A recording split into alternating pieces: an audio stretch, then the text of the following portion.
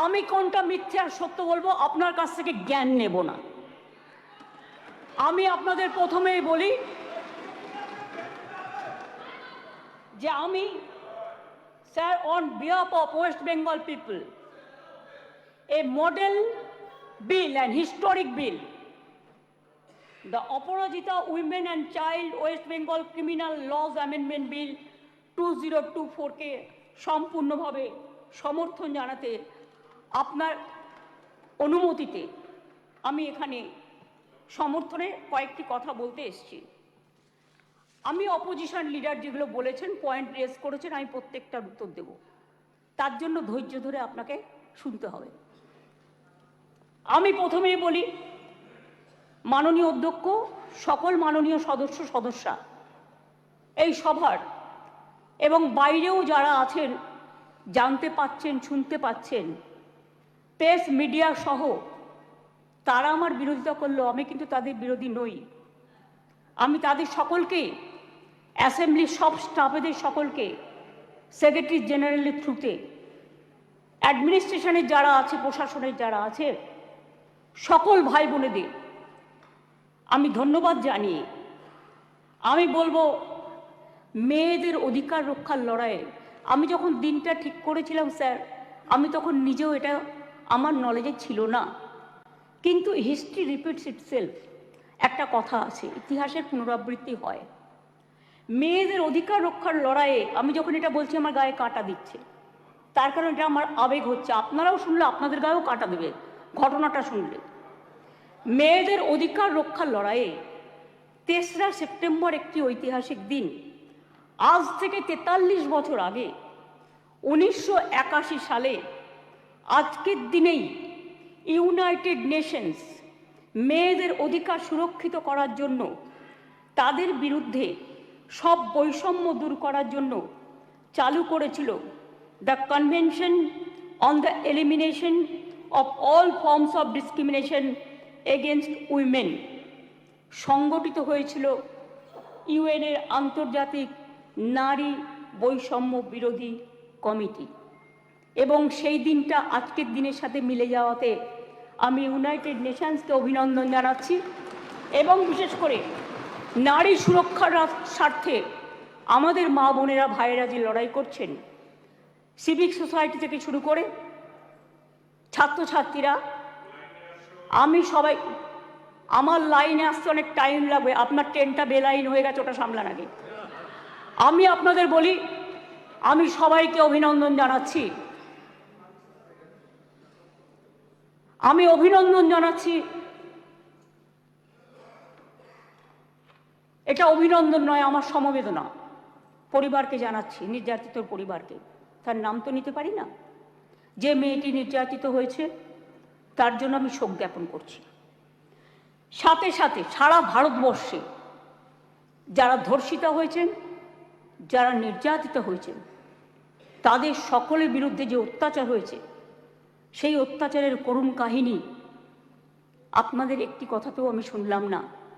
তাদের সকলের ব্যাপারেও এই সভা শোক জ্ঞাপন করছে, এটা আমি আবেদন করব এবং তাদের পরিবারবর্গকে সমবেদনা জানাচ্ছি। ধর্ষণের মতো নিকৃষ্ট, নৃশংস, নক্কারজনক ঘটনার ক্ষেত্রে অত্যন্ত দ্রুত পুলিশি অনুসন্ধান ও বিচার প্রক্রিয়া সম্পূর্ণ করে দোষীদের কঠোর শাস্তি দেবার কথা আমরা বলছি। কেন বলছি তার নিশ্চয়ই কতগুলো কারণ আছে। যে কোনো শুভবুদ্ধি সম্পন্ন মানুষই কোনো রকম শর্ত ছাড়া নিঃশর্তভাবে এই বিলকে সমর্থন করবে আশা রাখি।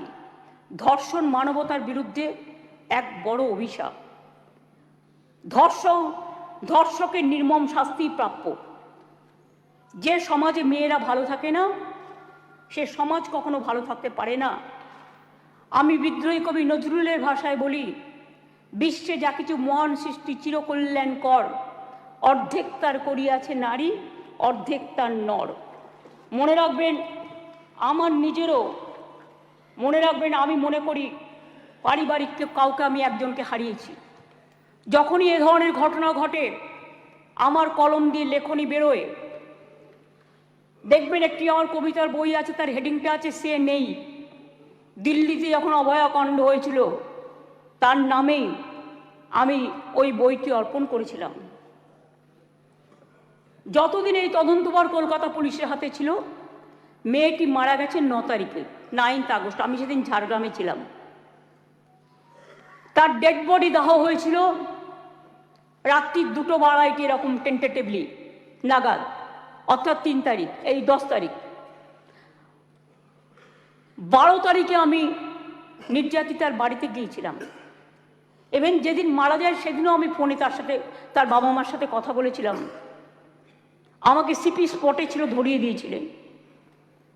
আমি যখন গিয়েছিলাম নির্যাতিতর বাড়ি, তার আগে যিনি তদন্ত করছিলেন সেই অফিসারকে total audio, video, CCTV footage সব কিছু দিয়ে তার বাবা মার কাছে পাঠানো হয়েছিল, যাতে তারা সবটা জানতে পারেন, বাইরে প্রচার না করে। আমি যখন তার পরিবারের সাথে কথা বলি, তাদের আমি পরিষ্কার বলে এসেছিলাম, আজকে মঙ্গলবার, আজকে সোমবার, সম্ভবত আমি সোমবারই গিয়েছিলাম, সোমবার, যে আপনারা আমাকে রবিবার পর্যন্ত সময় দিন। যদি আমরা টোটাল তদন্ত করে সবাইকে অ্যারেস্ট করতে না পারি, যারাই যুক্ত, তাহলে আমি নিজে আগামী সোমবার, রবিবার পর্যন্ত দেখে আমি সিবিআইয়ের হাতে কেস তুলে দেবো। আমি নিজে গিয়ে বলে এসেছিলাম। তারা বলেছিলেন ঠিক আছে। আপনারা মনে রাখবেন, দ্রুত দোষীদের খুঁজে বার করার জন্য পুলিশ 12 ঘন্টা টাইম নিয়েছিল, যে মেন অ্যাকিউজটাকে অ্যারেস্ট করবার জন্য। এবং 164 জনের একটা সাইবার ক্রাইম টিম তৈরি করা হয়েছিল সমস্ত খতিয়ে দেখার জন্য। আমরা পুলিশকে বলেছিলাম ফাস্ট ট্র্যাক আদালতে গিয়ে ফাঁসির আবেদন জানাতে, এবং সময়ও বেঁধে দিয়েছিলাম। কিন্তু মঙ্গলবার দিন সিবিআই হয়ে যায় কোর্টের অর্ডারে। ঠিক আছে, আমার কোনো তাতে প্রবলেম নেই, আমাদের কারোরই থাকার কথা নয়। আমরাও এখন we want justice from CBI. বিচার চাই, বিচার চাই, তো বিচারের শাস্তি দিক সিবিআই, ফাঁসি দিক সিবিআই, এটা আমরা চাই। আমি প্রথম থেকেই বলি, আমরা কিন্তু ফাঁসি চেয়েছি প্রথম থেকে। কেন চেয়েছি? আজকে যারা, আমি আইনের কথায় পরে আসছি, বিরোধী দলনেতা কতকগুলো কথা বললেন, রুলসে পরিণত করার দায়িত্ব কার্যকর হবে কি? গভর্নরকে, মাননীয় গভর্নরকে বলুন এটাকে সই করে দিতে বিলটা, তারপরে যদি কার্যকর না হয় তার দায়িত্ব আমাদের, তার দায়িত্ব আমাদের। আমি আবার বলি, উই ওয়ান্ট রেজাল্ট অলসো। আপনারা যেটা বলেছেন গভর্নমেন্ট ফাস্ট ট্র্যাক কোর্ট করেনি, আপনার বক্তব্যে বিরোধী দলনেতা বলেছেন। আমি মনে করি আপনার কথার উত্তরে আমার এটুকু বলার অধিকার আছে। এক সেকেন্ড, কারণ আমি সবই নিয়ে এসেছি সাথে, শুধু একটু অথেন্টিকেশনের জন্য কাগজগুলো আপনাদের অথেন্টিকভাবে আমি বলবো। গভর্নমেন্টের, মনে রাখবেন, report on fast track court, দেশের মধ্যে ছোট রাজ্য মিলিয়ে আমাদের সংখ্যা তৃতীয়। এটা পার্লামেন্টের কোয়েশ্চেনে, লোকসভার কোয়েশ্চেনে দেখে নেবেন। আমি আপনাদের বলি, 1913 সালে আমাদের যে 88টা ফাস্ট ট্র্যাক কোর্ট ছিল, তার টাকা কেন্দ্রীয় সরকার বহন করতেন, সেই টাকা দেয়া বন্ধ করে দিয়েছেন 2013 সাল থেকে। তা সত্ত্বেও আমাদের রাজ্যে বর্তমানে 88টি ফাস্ট ট্র্যাক কোর্ট আছে। মহিলাদের জন্য 52টি ডেজিগনেটেড কোর্ট আছে, যাতে মহিলাদের বিরুদ্ধে সংগঠিত অপরাধের মামলাগুলোর দ্রুত বিচার হয়। এই কোর্টগুলো এখনো পর্যন্ত মোট 3,92,620টি কেস দায়ের করা হয়েছে। তার মধ্যে 3,11,479টি কেসের ডিসপোজাল এর মধ্যেই হয়ে গেছে। মহিলা সংক্রান্ত 7,000 কেস কোর্টে পেন্ডিং আছে, আমাদের কাছে পেন্ডিং নেই। এটা হলো ফাস্ট ট্র্যাক কোর্টের ব্যাপার বলি। এবার আপনারা বললেন কামদুনি কেসে আমরা নাকি পিপি চেঞ্জ করেছি। পিপি চেঞ্জ অনেক সময় তার ট্রান্সফারের ব্যাপার আছে, প্রমোশনের ব্যাপার আছে, হাইকোর্ট তাকে এখন হাইকোর্ট থেকে পারমিশন নিতে হয়, এসব ব্যাপার আছে। আমি টেকনিক্যালিটিসের মধ্যে ঢুকছি না। কিন্তু আমরা কি করেছিলাম, ইনসিডেন্ট ঘটেছিল 7 June 2013। Chargesheet submitted by CID within 3 weeks. 28 June 2013 supplementary chargesheet দেওয়া হয়েছিল 10 জুলাই 2013। কিন্তু কোর্ট পাস্ট জাজমেন্ট এটা আমাদের হাতে নেই 30 জানুয়ারি 2016। কোর্টটা তো আমাদের হাতে নেই, কোর্টটা তো আপনাদের হাতে আছে। এটা আপনাদের একটু ভালো রোল প্লে করুন, এটা আপনাদের কাছে আমি রিকোয়েস্ট করব। আমি আপনাদের আবার বলি, ইয়েস অ্যাবসলিউটলি, আমি আপনাদের বলি যে আমরা ফাঁসি চেয়েছিলাম, কিন্তু কোর্ট সেখানে কি শাস্তি দিয়েছিলেন? কোর্ট দিয়েছিলেন 3 were chargesheeted.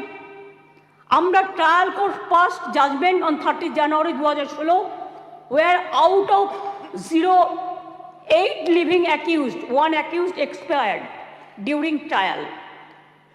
3 were charged with the death penalty. 3 were charged with life imprisonment and 2 were acquitted.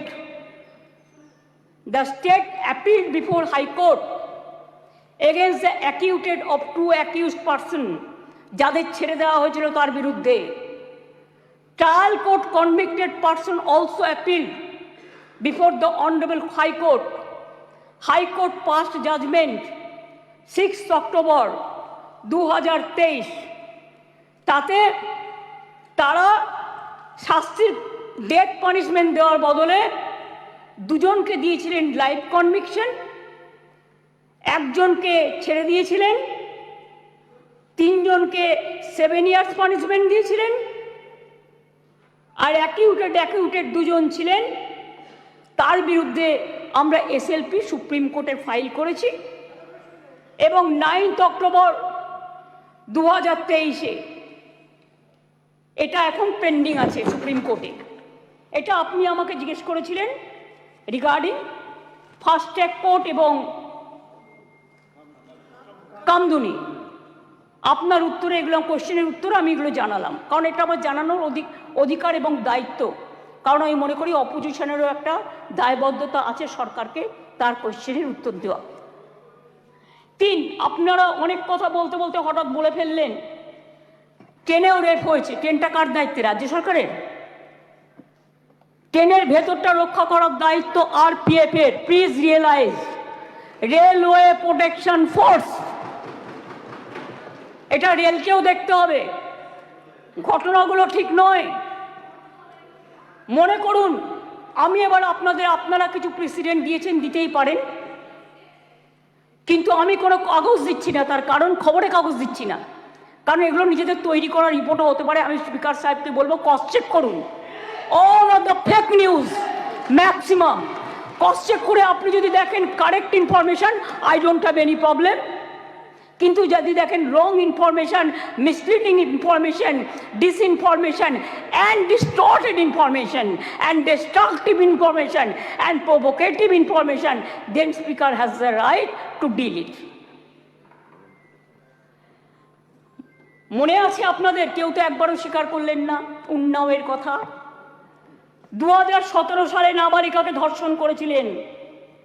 আমি একজন বিধায়ক বলবো বিজেপি, কিন্তু আপনি বলতে বললেন আমি কিন্তু আপনার পার্টির নাম বলতাম না, সরি, এটা আপনি আমাকে বাধ্য করলেন বলতে, কারণ তিনি এখানে প্রেজেন্ট নেই তো বলে নামটা বললাম না।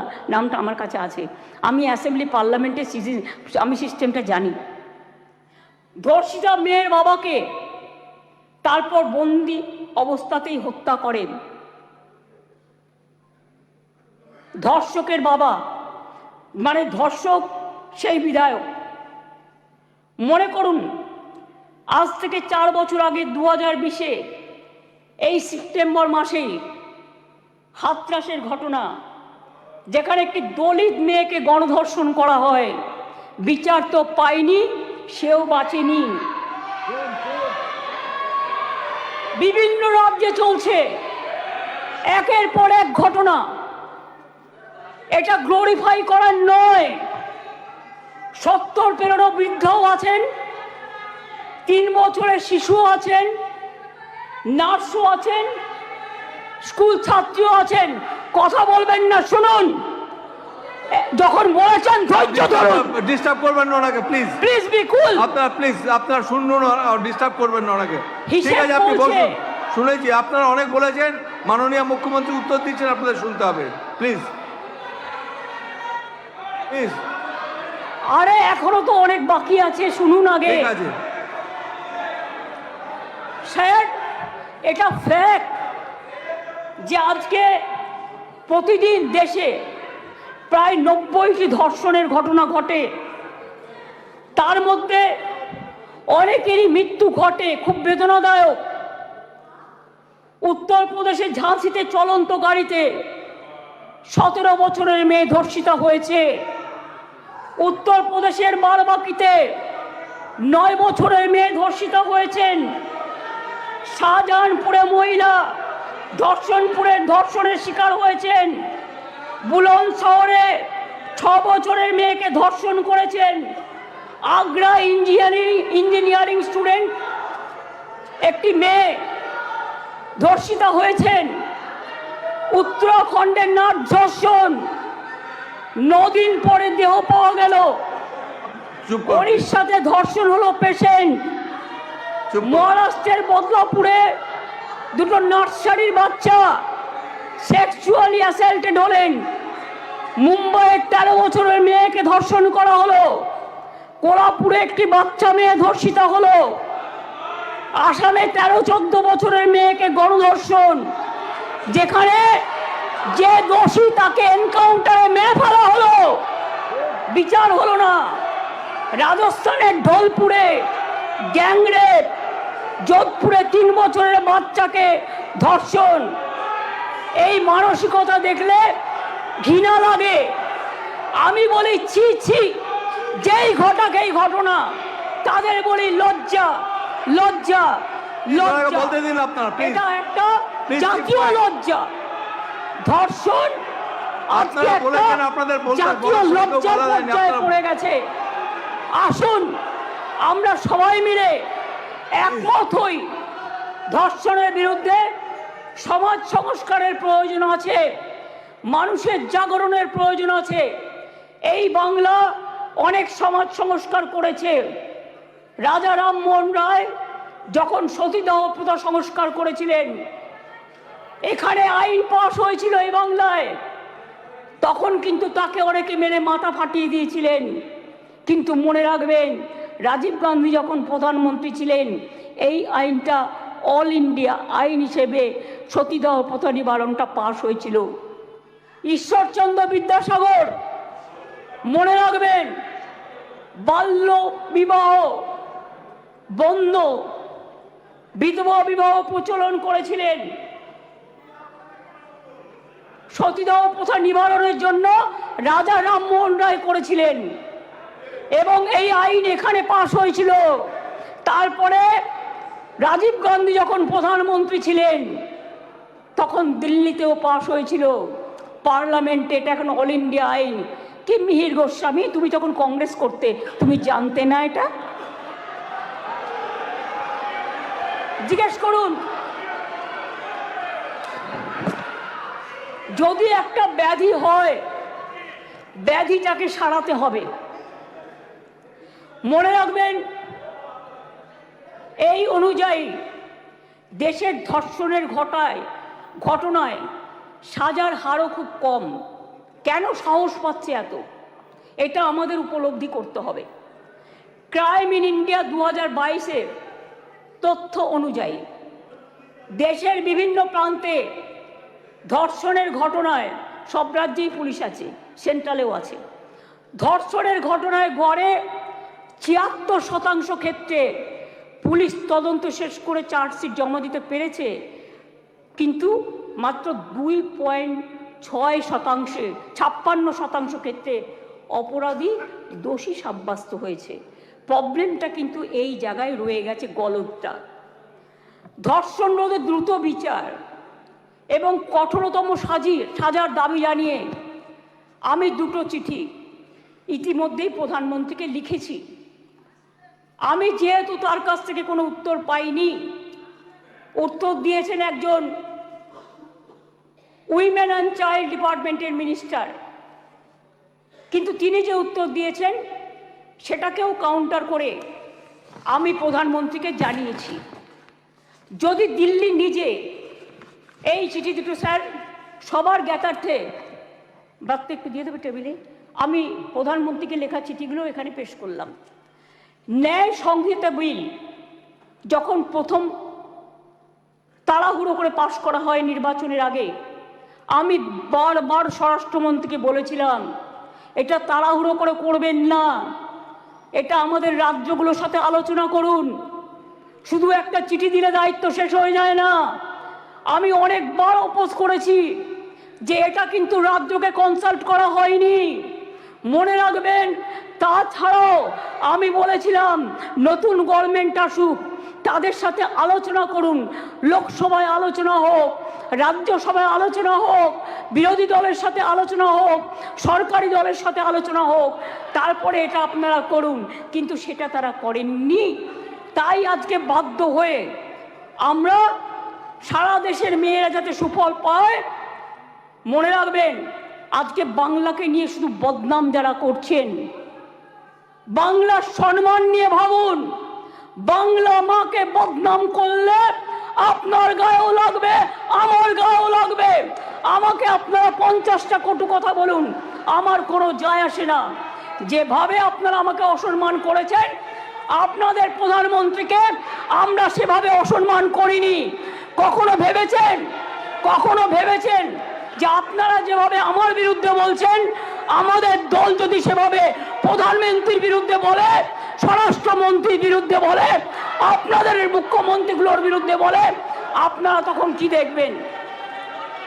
আমি চেয়েছিলাম এই আইনটা কেন্দ্রীয় সরকারই করুক, কিন্তু ওরা আইনটাকে যেখানে যেখানে ফাঁক রেখেছেন আমরা সেখানে ঢুকেছি। তার কারণ মনে রাখবেন, যদি কেউ ধর্ষণ করে 7 মাসের মধ্যে জামিন পেয়ে যায়, আর তাকে ফুল মালা দিয়ে, প্লিজ আমাকে বলতে দাও, তোমরা কথা বললে আমি বলবো না, এবং তাদের যদি ফুলমালা দিয়ে সম্বর্ধনা দেওয়া হয়, তাহলে এটা এনকারেজমেন্ট হয় না তাদের পানিশমেন্ট হয়?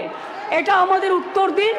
আমি তাই আপনাদের কাছ থেকে এর বেশি আমি কিছু প্রত্যাশা করি না।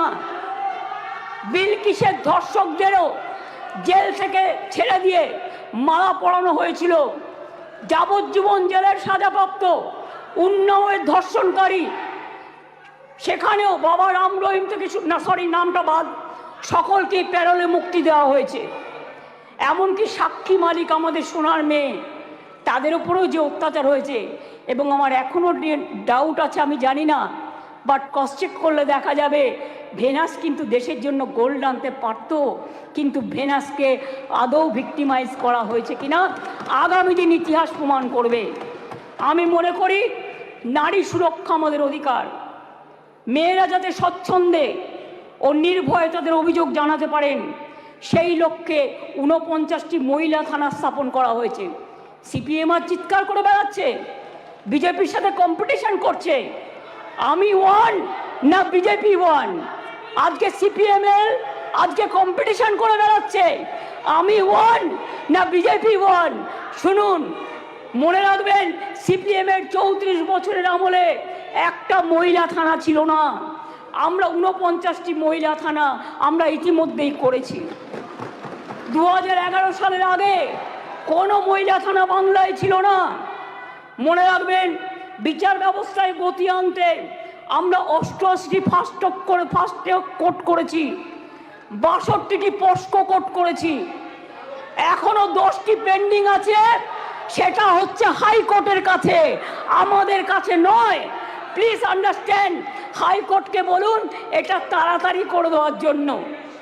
এছাড়াও 52টি ডেজিগনেটেড কোর্ট রয়েছে, যাতে মহিলাদের বিরুদ্ধে সংগঠিত অপরাধের মামলাগুলো দ্রুত বিচার করা হয়, যাতে মহিলারা দ্রুত জাস্টিস পান, বিচারের বাণী যেন নীরবে নিভৃতে না কাঁদে। এটা এই সভা দলমত নির্বিশেষে সবাইকে বলে দিচ্ছি, সবাইকেই বলছি। কেন্দ্রীয় সরকারই বলছে বাংলাদেশের সারা ভারতবর্ষের মধ্যে কলকাতা সবচেয়ে নিরাপদ শহর। মনে রাখবেন, কলকাতায় উত্তরপ্রদেশে 7 লক্ষ নারী নির্যাতনের ঘটনা ঘটেছে, গুজরাটেও 5 লক্ষ নারী নির্যাতনের ঘটনা ঘটেছে, আর বাংলায় যারা রেকর্ড করেছে তারাও 1.5 লক্ষর কাছাকাছি আছে, কিন্তু সেখানে বিচার হচ্ছে, বিচার পাচ্ছে। বিচারে কোর্টে যদি কোনোটা আটকে থাকে, সেটা কোর্টের দায়িত্ব তাড়াতাড়ি করার। মনে রাখবেন, সেখানে Suvendu Adhikari, please, Suvendu Adhikari, I request you not to behave like this. আপনি লিডার অফ অপোজিশন, আপনাকে শোভা পায় না। সর্বশেষ তথ্য বলছে, প্লিজ কিপ কোয়াইট। দেশের প্রতি লক্ষ মহিলা প্লিজ জনসংখ্যায় যেখানে 4.5টি ধর্ষণের ঘটনা ঘটে, সেখানে বাংলায় হার 2.3। তাও আমি মনে করি এটা একটাও হওয়া উচিত নয়। রাজস্থান, হরিয়ানা, মধ্যপ্রদেশের মতো রাজ্যগুলোতে এই হার বাংলার কয়েক গুণ বেশি। বাংলার নামে যারা কুৎসা করে বেড়াচ্ছেন তাদের বলি, ধর্ষণের সবচেয়ে কম ঘটনা ঘটেছিল কলকাতাতেই, 19টি শহরের মধ্যে মাত্র 2টি, সর্বভারতীয় গড় 6.7। তাও আমি একটি ঘটনাও সমর্থন করি না। আমরা দ্রুত প্রচার চাই, আমরা শাস্তি চাই, ফাঁসি চাই।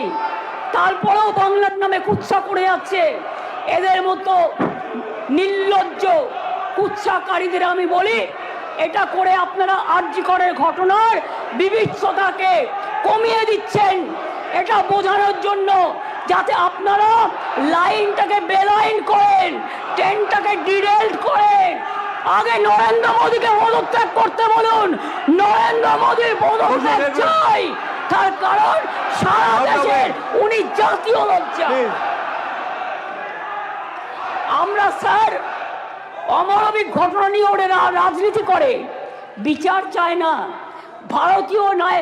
সেই কারণেই দ্রুত বিচারের জন্য ভারতীয় ন্যায় সংহিতার কয়েকটি ধারায় সংশোধন করে আমরা ধর্ষণের ঘটনার অপরাধে প্রমাণে সর্বোচ্চ মৃত্যুদণ্ডের সাজা প্রস্তাব করেছি। ন্যায় সংহিতা একটা নতুন আইন 64/1, 64/2, 66, 70 এবং 71 নম্বর ধারার ক্ষেত্রে সংশোধনী এনে এই ধরনের অপরাধ প্রমাণে সর্বোচ্চ মৃত্যুদণ্ডের বিধান আনা হয়েছে এই বিলে। ধর্ষণ বা যৌন নিগ্রহের শিকার কোনো মহিলা বা শিশু পরিচয় কোনোভাবে যেটা প্রকাশ্যে না আসে, আগে তো বিলটা পাস হোক, তারপরে তো রাজ্যপাল সই করলেই এটা হয়ে যাবে রেজাল্ট। আইন সংশোধনের মাধ্যমে আমরা সেটাও করতে চাই। এটাও চাই যাতে আদালতের অনুমতি ছাড়া এই ধরনের মহিলা বা শিশুর পরিচয় কোনোভাবেই বিচার প্রক্রিয়া শেষ না হওয়া পর্যন্ত এগুলো নিয়ে আলোচনা প্রকাশ্যে না আসে। স্যার, ভারতীয় ন্যায় সংহিতার 72 এবং 73 নম্বর ধারা সংশোধন করে এর জন্য আমরা 3 থেকে 5 বছরের সাজার প্রস্তাব রাখছি।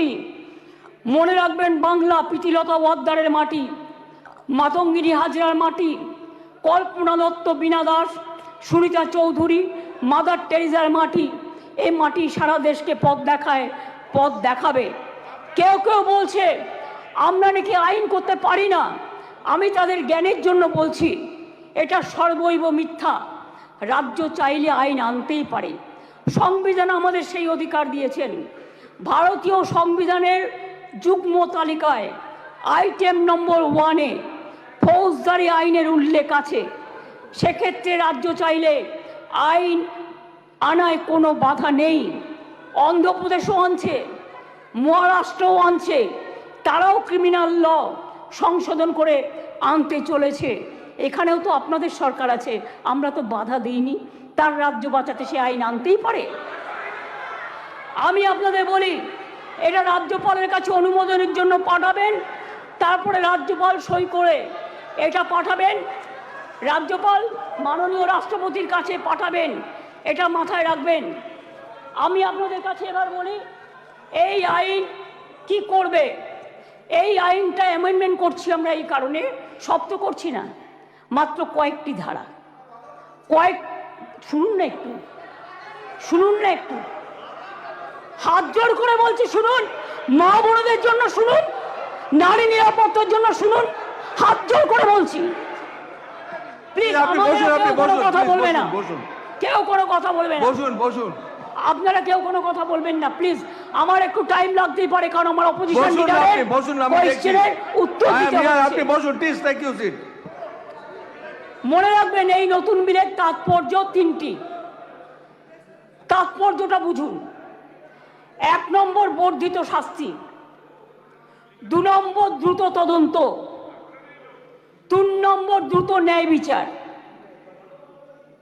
নতুন আইন সুনিশ্চিত করবে যে ধর্ষণ এবং নারী শিশুর প্রতি সকল যৌন হিংসায় শাস্তি হবে কঠোরতম। ভারতীয় ন্যায় সংহিতা এবং পস্কো আইনে এসব ক্ষেত্রে যে শাস্তির কথা বলা আছে তা আমাদের আইনে উল্লেখযোগ্যভাবে বৃদ্ধি করা হয়েছে।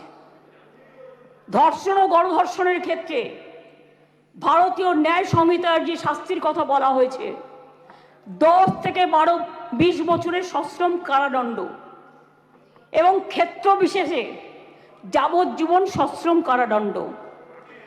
আমরা এটাকে করছি আমৃত্যু সশ্রম কারাদণ্ড থেকে গুরুতর থেকে ক্ষেত্রে এমনকি প্রাণদণ্ড, এইটুকুই আমরা চেঞ্জ করেছি। ধর্ষণ বা গণধর্ষণের ফলে নির্যাতিতার মৃত্যু হলে বা নির্যাতিত সম্পূর্ণ ভেজিটেবল হয়ে গেলে ভারতীয় ন্যায় সংহিতায় এর শাস্তি বলা আছে 20 বছরের সশ্রম কারাদণ্ড এবং ক্ষেত্র বিশেষে যাবজ্জীবন সশ্রম কারাদণ্ড। আমরা এটাকে করেছি প্রাণদণ্ড ও জরিমানা। এ প্রসঙ্গে বলি, এমনকি আর্থিক জরিমানার কথাও বলা হয়েছে, যে ধর্ষিতা বা নির্যাতিতার চিকিৎসাগত অথবা তার নিকটাত্মীয়ের সামাজিক ও মানসিক পুনর্বাসনেও সেটা সহায়ক হয়। অ্যাসিড আক্রমণের ক্ষেত্রে অনেক সময় দেখবেন মেয়েদের অ্যাসিড ছুঁড়ে মারে।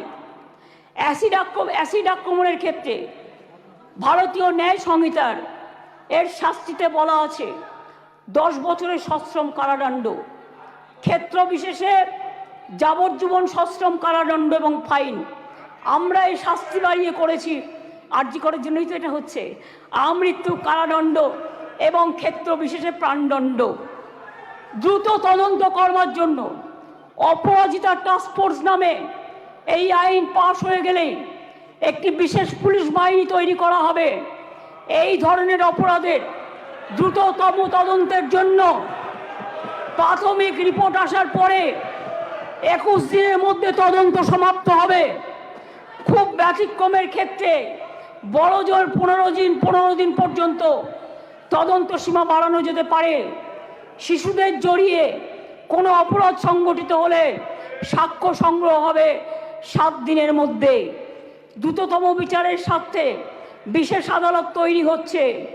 চার্জশিট জমা দেওয়ার 30 দিনের মধ্যে ট্রায়াল শেষ করতে হবে।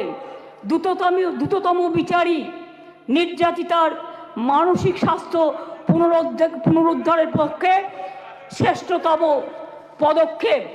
আমি এখনো বলি যে আমরা নির্ভয়া ফান্ডের যে টাকা এসেছিল তাতে 60% কেন্দ্র দেয়, 40% আমরাও দিই। ইতিমধ্যেই আমরা এখনো কেন্দ্রের কাছ থেকে যা আমরা পেয়েছি 108 কোটি 79 লক্ষ, তার মধ্যে 81 কোটি 82 লক্ষ টাকা আমরা পেয়েছি, যেটা প্রাপ্য ছিল। অর্থাৎ কেন্দ্রের কাছে এখনো 26 কোটি 97 লক্ষ টাকা বাকি আছে। কেন্দ্রের কাছ থেকে যে টাকা আমরা পেয়েছি তার কাজ পুরোটাই করা হয়েছে। 72% টাকার ইউসিও জমা পড়েছে, বাকি টাকার কাজ দ্রুত গতিতে চলছে।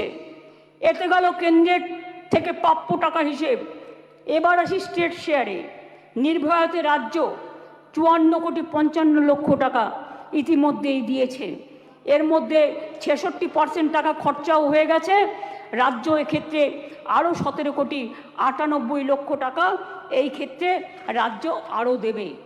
তাছাড়াও আমি মনে করি যে কিছু কিছু হসপিটালে এটা ফ্যাক্ট, আগেকার দিনে তৈরি হয়েছে মেডিকেল কলেজগুলো, কিছু ডাক্তার কিছু নার্সদের যাওয়ার জন্য যে রাস্তাগুলো আছে গাছে ঢাকা বা অনেকটা খালি, এগুলো আমরা করিনি, অনেক দিন দীর্ঘদিন আগেকার।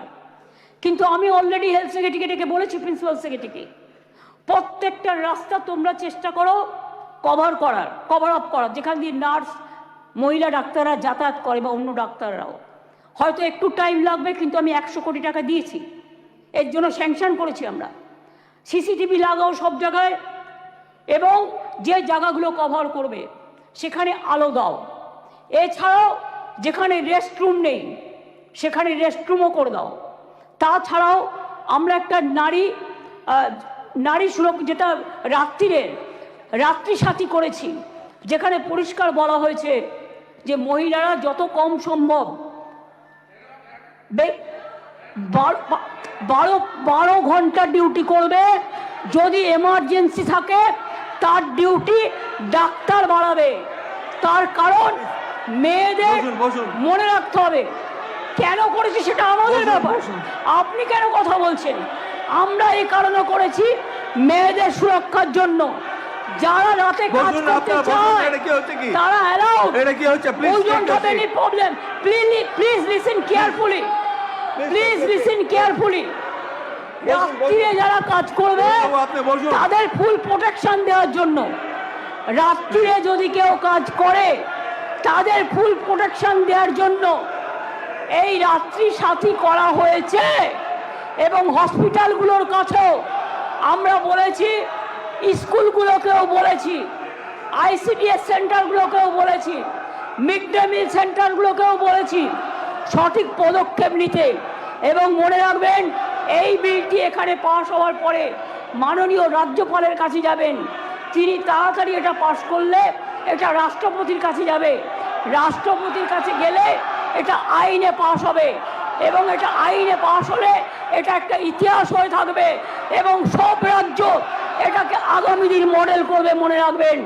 আর প্রধানমন্ত্রী করতে পারেনি বলে আমরা করেছি। প্রধানমন্ত্রী, আপনি দেশের লজ্জা, আপনি মেয়েদের প্রোটেকশন দিতে পারেন না, তাই আপনার পদত্যাগ দাবি করছি। স্বরাষ্ট্রমন্ত্রীর পদত্যাগ দাবি করছি, বিজেপি মন্ত্রীদের পদত্যাগ দাবি করছি, রাজ্যে যে মুখ্যমন্ত্রীরা আছে পদত্যাগ দাবি করছি। আর অপোজিশন লিডার গুলি চালাবার কথা বলেছেন, তাকেও পদত্যাগের দাবি করছি। আমি এইটুকু বলে সবাইকে ধন্যবাদ জানিয়ে আমার কথা শেষ করছি। অনেক অনেক ধন্যবাদ। জয় হিন্দ, জয় বাংলা, মেয়েদের জয় হোক, নারী শক্তির জয় হোক, অপরাজিতারা বিচার পাক, আরজি করে দোষীদের ফাঁসি হোক, এটা আমরা চাই।